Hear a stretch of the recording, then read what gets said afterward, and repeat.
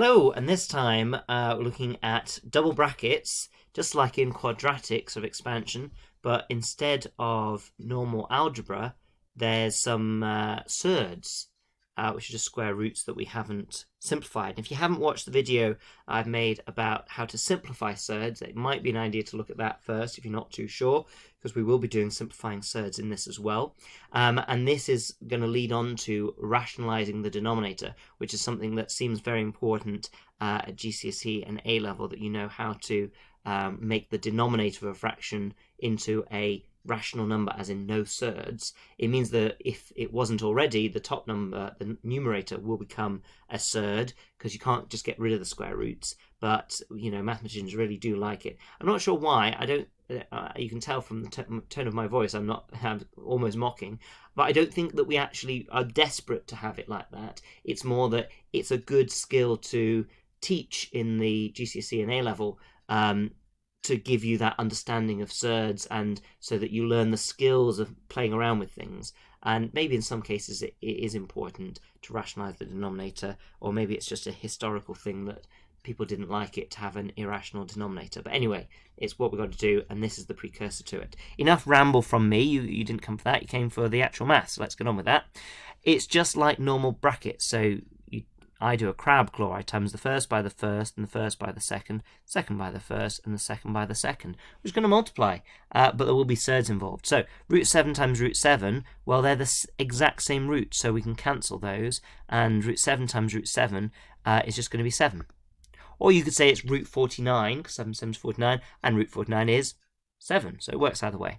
Root 7 times the 3, root 2, well, the 3 is timesing by 1, so plus 3, and root 7 times root 2 is root 14.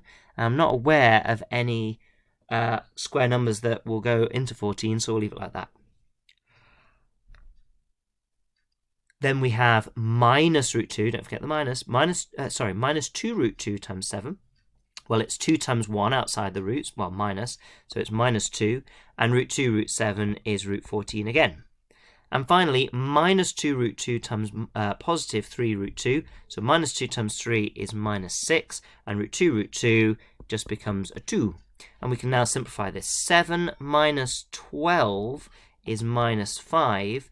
And 3 root 14s minus 2 root 14s, it's like 3x minus 2x, isn't it?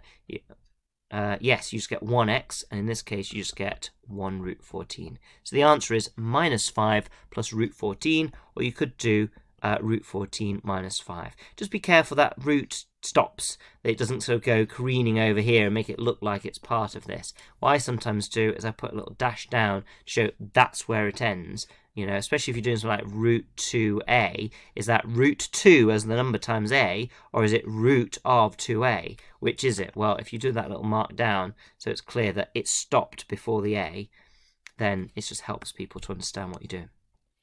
Okay, what about double brackets? Well, the thing is, double brackets are just like normal. You just got to write them out. So this is root 18 minus root 2 times itself, which is root 18 minus root 2. And we can just crab claw it again. Or if you know the little shortcut, doing a bracket squared is the first thing squared, which is 18, because it just cancels the bracket.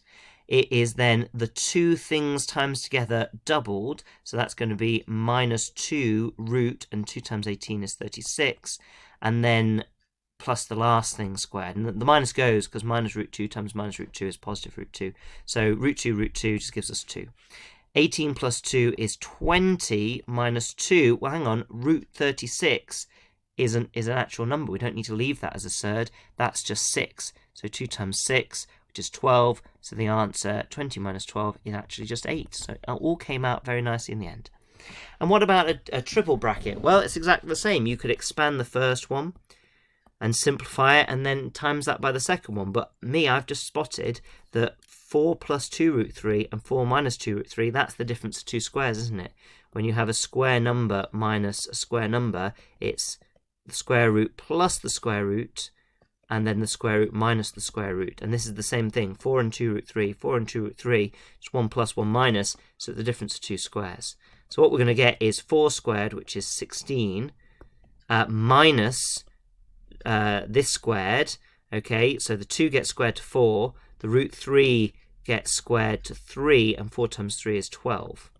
Okay, well actually that gets rid of all the square roots, so we can just say 16, so that would be times 1 plus root 2, but there's no square roots in this anymore, so actually we can say that this is 4, and then we can just expand it. So 4 times 1 is 4, and 4 root 2 is 4 root 2, so we get that as our answer.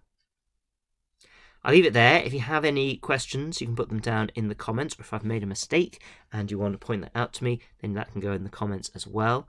Otherwise, ta-ra for now.